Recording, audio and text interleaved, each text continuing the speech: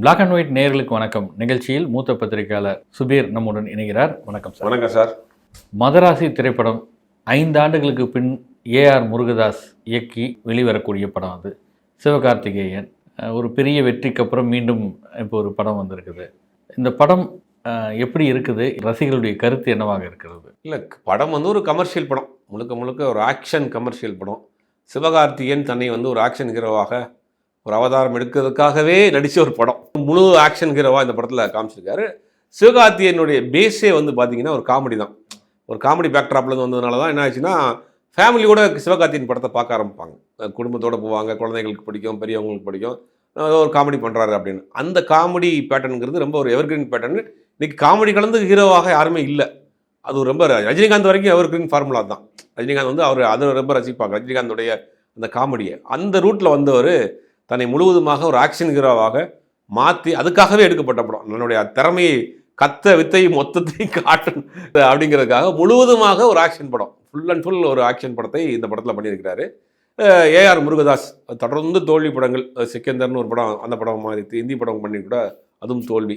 அதற்கு பிறகு இந்த படத்தில் வந்திருக்கிறாங்க. படத்தை பார்க்குறப்ப படத்தினுடைய கதை என்ன அப்படின்னு பார்க்குறப்ப ஒரு பெரிய கதையெல்லாம் ஒன்றும் கிடையாது. நம்ம ஆல்ரெடி பார்த்து பழக்கப்பட்ட ஒரு கதை தான். சென்னைக்கு ஒரு 2-3 கண்டெய்னரில் ஒரு துப்பாக்கிகளை கொண்டு இங்கே சப்ளை கொடுக்குற வர்றாங்க. அதாவது தமிழ்நாடு அமைதி பூங்காவாக இருக்குது. தமிழ்நாட்டில் மக்கள் மத்தியில் சின்ன சின்ன சாதி முதல் சண்டைகள் இருந்தால் கூட அது உடனே சால்வ் ஆயிருக்கு. அவங்க கத்தியை வச்சு வெட்டுறாங்க, அறுவலை வச்சு வெட்டுறாங்க. ஒன்றும் துப்பாக்கி கலாச்சாரங்கிறது தமிழ்நாட்டில் இல்லை அப்படின்னு வட இந்தியாவிலேருந்து ஒரு கும்பல், ஒரு பெரிய சிண்டிகேட் பண்ணக்கூடிய ஒரு கும்பல் ஒரு 4-5 கண்டெய்னரில் துப்பாக்கிகளை ஏற்றி தமிழ்நாட்டுக்கு புழக்கத்துக்கு விடுறதுக்கு கொண்டு வர்றாங்க. அது என்ஐஏக்கு தெரிய வருது. என்ஐஏடைய ஆஃபீஸர் பிஜு மேனா இருக்கிறார். அவர் என்ன பண்ணுறாரு, இதை ஒரு டீமை வச்சு முறியடிக்க பார்க்குறாங்க. ஆனால் அதையும் மீறி அந்த டீம் கண்டெய்னரோட, துப்பாக்கி கண்டெய்னரோட தமிழ்நாட்டுக்குள்ளே என்ட்ரி ஆகி சென்னைக்குள்ளே என்ட்ரி ஆகிடுறாங்க. அது ஒரு போர்ஷன். படம் ஆரம்பித்தோடனே ஒரு 10 நிமிஷம் தான் ஓடும். அது வரைக்கும் சிவகார்த்திகேயன் வர மாட்டார். சிவகார்த்திகேயனை பார்த்தீங்கன்னா ஒரு தற்கொலை பண்ணிக்கிறணும், தன் வாழ்க்கையை முடிச்சுக்கிறணும்னு ரொம்ப துடிப்பாக ஒரு ஃப்ளேவர் மேலேருந்து குதிக்கிறாரு. அப்புறம் அவரை காப்பாற்றப்படுறாங்க. இந்த மாதிரி தற்கொலைக்கு முயன்றுக்கிட்டே இருக்கிறார். அதுக்கு என்ன காரணம், அவருடைய ஃப்ளாஷ்பேக் என்ன அப்படிங்கிறது ஒரு கதை. அந்த ஒரு கட்டத்தில் அந்த என்ஐஏ அதிகாரியும் சிவகார்த்திகேயனும் ஒரு இடத்துல மீட் பண்ணுறாங்க. மீட் பண்ணுறப்போ உன்னை சாகணும்னு முடிவு பண்ணுற, ஆனால் சாகிறதுக்கு முன்னாடி ஏதாவது ஒரு நல்ல விஷயம் பண்ணிட்டு போ, உயிரை பணையம் வச்சு நல்ல விஷயம் பண்ணிட்டு போ அப்படின்னே. சரி, ஓகே, என்னுடைய காதலிக்கு நல்ல விஷயம் பண்ணால் பிடிக்கும், அதுக்காக இந்த ஆப்ரேஷனில் என்னுடைய உயிரை பணையம் வைத்து நான் காப்பாற்றுறேன்னு போகிறாரு. அப்போ ஹீரோ என்ன செய்வார், காப்பாற்றிடுவார். அதாவது காவல்துறைக்கு சம்பந்தம் இல்லாதவர் அவர். ஆமாம், காவல்துறைக்கு சம்மந்தம் இல்லை. தன் வாழ்க்கையை முடிச்சு தற்கொலை பண்ணிக்கிறதுன்னு முயற்சி பண்ணுறாரு. எதுக்குப்பா வேஸ்ட்டாக சாக போகிற, ஒரு நல்ல விஷயம் பண்ணி செத்து போப்பான்னு இவரை ஒரு பகடைக்காயாக எண்ணெயை பயன்படுத்தி உள்ளே கொண்டு வர்றாங்க. ஹீரோ எப்பயும் போல் ஜெயிச்சுட்டு வரலையா, அந்த மாதிரி ஃபைட்லாம் பண்ணி அந்த கும்பல் தவசம் பண்ணி துப்பாயை கடலில் போய் கொட்டிட்டு சுபம் போட்டு முடிச்சிடுவாங்க. இவருக்கு ஒரு காதலி இருப்பாங்க, அவங்க ஒரு பல் மருத்துவராக வர்றாங்க, அவங்களுக்குள்ள ஒரு காதல் அப்படிங்கிற ஒரு போர்ஷன். படம் ஆரம்பித்து ஒரு 10 நிமிஷத்துலேயே நமக்கு இதுதான் கதை அப்படிங்கிறது நமக்கு தெளிஞ்சிடும். ஏன்னா அதையுமே இவங்க என்ன பண்ணுறாங்கன்னா, கதை சொல்கிற விதம் இருக்குது. ஒரு கதையை நீங்கள் எந்த பாயிண்ட் ஆஃப் வியூலேருந்து சொல்லலாம். இவங்க என்ன பண்ணுறாங்க, கதையை நேரடியாகவே சொல்லிடுறாங்க. இதுதாங்க கதை, இதுதான் நடக்க போகுது, இவர் தான் ஹீரோ அப்படிங்கிறத நேரடியாக சொல்கிற கதைக்குள்ள இவர் சிவகார்த்திகேயனுடைய சீன்ஸை பில்டப் பண்ணி ஏன் சூசைட் பண்ண போகிறாருங்கிறது அப்படியே ஒரு 4-5 சீனை வச்சு பில்டப் பண்ணி, அதுக்கு பின்னாடி இவருடைய ஃப்ளாஷ்பேக் ஓப்பன் பண்ணி, அதுக்கு பின்னாடி ஒரு லவ் போர்ஷன் ஓப்பன் பண்ணி, அதுக்கு ஃபேமிலியை கொண்டு இதெல்லாம் சொல்லி முடிச்சு, அதுக்கு பிறகு இங்கே அப்படின்னு ஒரு ட்விஸ்ட்டு, ஒரு டேனிங் இன்னிங்லாம் இல்லாமல் ஃப்ளாட்டாகவே கதை சொல்ல ஆரம்பிச்சிட்டாங்க. அது எந்த அர்த்தத்தில் ஏஆர் முருகதாஸ் பண்ணாருன்னு தெரியல. அந்த மாதிரி ஃப்ளாட்டாகவே கதை சொல்கிறாங்க. முதல் பாதி கொஞ்சம் அப்படியே தொய்வாக இருக்கும், நமக்கு தெரிஞ்சிச்சு. செகண்ட் ஹாஃபில் கொஞ்சம் படம் கொஞ்சம் பரபரப்பாக போகுது. ஒரு ஆவரேஜான ஒரு சராசரி கதை தான் இந்த மதராசி. எந்த எதிர்பார்ப்பும் இல்லாமல் சண்டை காட்சிகளை மட்டும் பார்த்து ரசிக்கக்கூடியவங்க போனாங்கன்னா இந்த படத்தை பார்த்துட்டு வரலாம். சிவகார்த்திகேயன் தன்னுடைய உடம்புலாம் ஏற்றி ஒரு முழு ஆக்ஷனுங்கிறவா உருவாவதற்கு எல்லா விதமான தகுதியும் வளர்த்துக்கிட்டு போய் நிற்கிறாரு. அதில் சண்டை காட்சியில் ரொம்ப பிரமாதமாகவே நடிச்சிருக்கிறாரு. ரெண்டாவது படத்தில் ஒரு பெருசாக காமெடி போர்ஷன் இல்லை. அவருடைய அந்த பேக்ட்ராப்லேருந்து வந்தாலும் கூட அது அந்த படத்தில் பெருசாக இல்லை. வித்யூ ஜமால் துப்பாக்கி படத்தில் பார்த்துருப்போம். அவர் விஜயோட ஒரு வெயிட்டிங் மாதிரி, ஒரு கம்மிங் மாதிரி, அந்த ஒரு பெரிய பிரம்மாண்டமான ஒரு வில்லன். அந்த படத்தில் இப்போ அவர் நார்த் இந்தியாவில் ஹீரோவாக போயிட்டார். அவர் இந்த படத்தில் ஏஆர் முருகதாஸுக்காக வில்லனாக வந்திருக்காரு. அவர் முக்கியமான ஒரு கதாபாத்திரம். அவருடைய போர்ஷன்லாம் தேட்டர்லேயே கை தட்டுறாங்க. ஒரு பிளாக்கில் அவரை என்னை ஹாஸ்பிட்டலில் சுற்றி போலீஸ் பாதுகாப்போடு இருப்பாங்க. அங்கேருந்து அவர் எஸ்கேப் ஆவார். அதுலாம் ரொம்ப பிரில்லியண்ட்டாக பண்ணியிருக்காங்க. அவருடைய இன்ட்ரொடக்ஷன் சீன்ஸ்லாம் கூட கொஞ்சம் நல்லாயிருக்கு. அப்போ அவர் ஒரு வில்லன் வெயிட்டான வில்லன் இந்த படத்துக்கு கொடுத்துருக்காங்க. இன்னொரு வில்லனும் இருக்கிறார், ரெண்டு வில்லன். அப்போ அவருடைய 2 பேர் சிவகார்த்திகேயன் அவர் 2 பேர் நடக்கக்கூடிய கிளைமேக்ஸ் ஃபைட் ஒன்று இருக்கும், ஒரு ரொம்ப லென்த்தியான ஃபைட், அதெல்லாம் கூட நல்லா பண்ணியிருக்காங்க. சிவகார்த்திகேயன் தன்னுடைய வித்தைகளை அத்தனையும் காட்டுறதுக்காகவே முழுக்க நடித்த ஒரு கமர்ஷியல் படம். படம் வந்து நம்ம பார்த்து பழக்கப்பட்ட பல கதைகள், பார்த்து பழக்கப்பட்ட பல காட்சிகள். ஏஆர் முருகதாசனுடைய பழைய படங்கள் கஜினி, கத்தி, துப்பாக்கி இந்த படங்களில் வர காட்சிகள் மாதிரியே பல இடங்கள் நமக்கு தோணும்.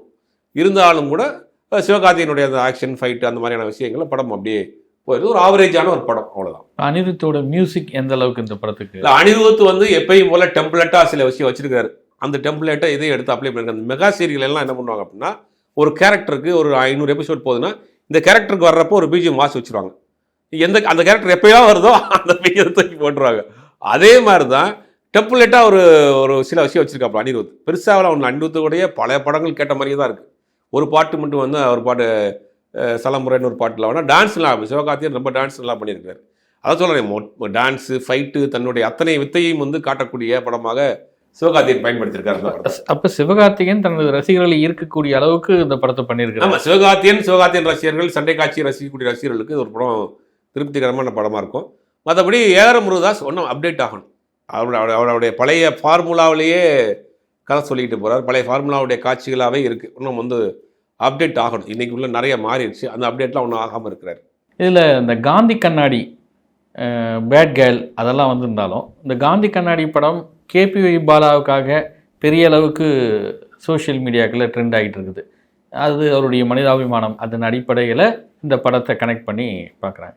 காந்தி கண்ணாடி எப்படி இருக்குது விமர்சனம்? கேபிஒய் பாலாவுக்கு இது ஒரு திரைத்துறையில் ஒரு நீடித்து நிலைக்க வைக்கக்கூடிய ஒரு தன்மையை இந்த படம் கொடுத்துருக்கிறதா? இல்லை, காந்தி கண்ணாடியை பொறுத்த வரைக்கும் அது வந்து பாலா படமாக பாலா எடுத்தவொடனே தன்னோட ஒரு மாஸ் ஹீரோவாக இன்ட்ரடியூஸ் ஆகிக்கல.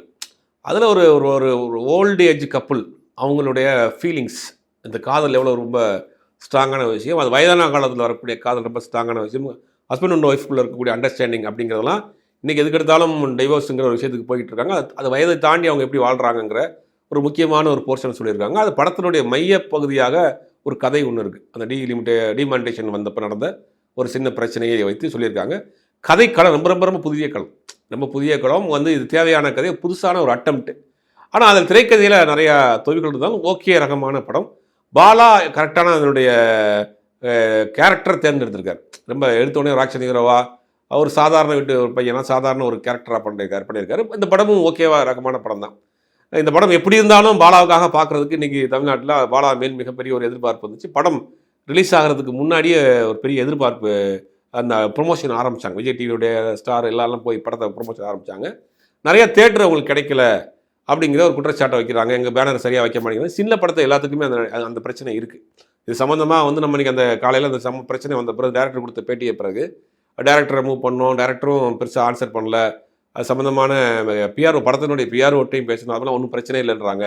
ஆனால் அவங்க தரப்புலேருந்து ஒரு நேற்று பார்த்தீங்கன்னா நிறைய ஆதங்கத்தை வெளிப்படுத்திய வீடியோலாம் கூட நேற்று போட்டிருந்தார். ஆமாம், அந்த டேரக்டரோட பேட்டி ரொம்ப அழுது, ஆமாம், கஷ்டப்பட்டு வந்தேன், என்னை அடிக்கிறதுனா கூட நேரில் வந்து அடிச்சிருங்க, இந்த படத்துக்கு எதையும் இடையூறு பண்ணாதீங்க அப்படின்ற மாதிரி. இல்லை, இது என்னன்னா நீங்கள் ஒரு பிரச்சனையே பொது வழியில் வைக்கிறீங்க.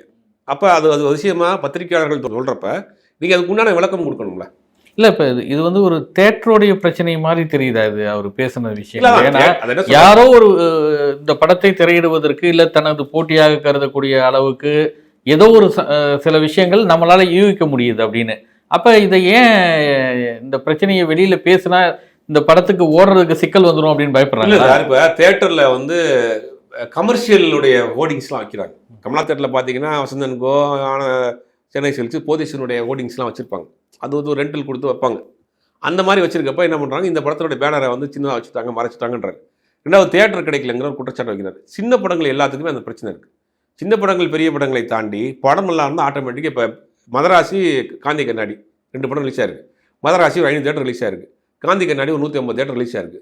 இப்போ 2 நாள் ஓடிடுச்சு. 2 நாள் அந்த பெரிய படத்தை பூஸ்ட் பண்ணி அந்த ரசிகர்கள் ஃபில் பண்ணிடுவாங்க.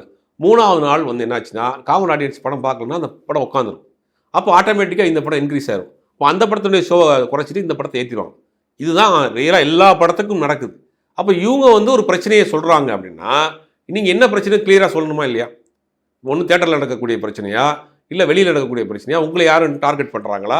பேசினா அதுக்கு உண்டான பேசுறதுக்கு ஆள் இருக்காங்களே, சொல்யூஷன் சொல்கிறதுக்கு ஆள் இருக்காங்களே, அதை சொல்ல மாட்டேங்கிறாங்க. இப்போ ஒருவேளை நமக்கு என்ன சந்தேகம் வருது அப்படின்னா, இந்த படத்தோடைய ப்ரொமோஷனுக்காக நீங்கள் இந்த மாதிரி ஹைப்பு கிரியேட் பண்ணுறீங்களா, ஏதோ பரபரப்புக்காக கிரியேட் பண்ணுறீங்களாங்கிற ஒரு சந்தேகம் வருது இல்லையா? அப்போ நீங்களே சொல்லலாம், பத்திரிகையாளர் சந்திப்பை வச்சு சொல்லலாம், இல்லை நீங்கள் கேட்குறவங்கள்ட்ட விளக்கத்தை சொல்லலாம். யார்ட்டையுமே சொல்ல மாட்டீங்கன்னா அப்போ இந்த படத்தை ஓட வைப்பதற்காக நீங்களே ஒரு ஹைப்பை கிரியேட் பண்ணுறீங்களாங்கிற ஒரு சந்தேகம் தானே வலுவாக வருது. அந்த தேட்டரில் உங்களுக்கு பிரச்சனையா, எல்லா தேட்டர்லையும் பிரச்சனையா, இல்லை சின்ன படங்களுக்கு பட்ஜெட் வைஸாகவே அவங்க அதிகமான தேட்டருக்கு ரிலீஸ் பண்ண முடியாது.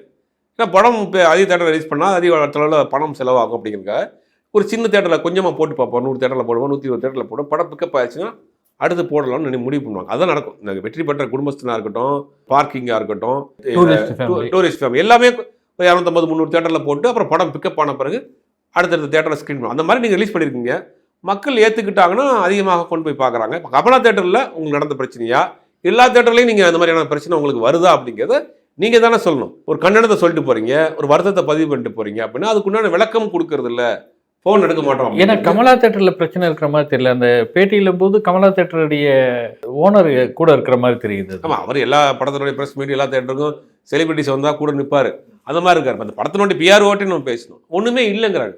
அப்படிலாம் ஒன்றும் இல்லை சார், இந்த பிரச்சனை இல்லை, படம் நல்லா போயிட்டு இருக்கு அப்படிங்கிறாங்க. அப்புறம் ஏன் அப்படி பேசினாங்க? அவர் பேசுறதுக்கு நோக்கம் என்ன?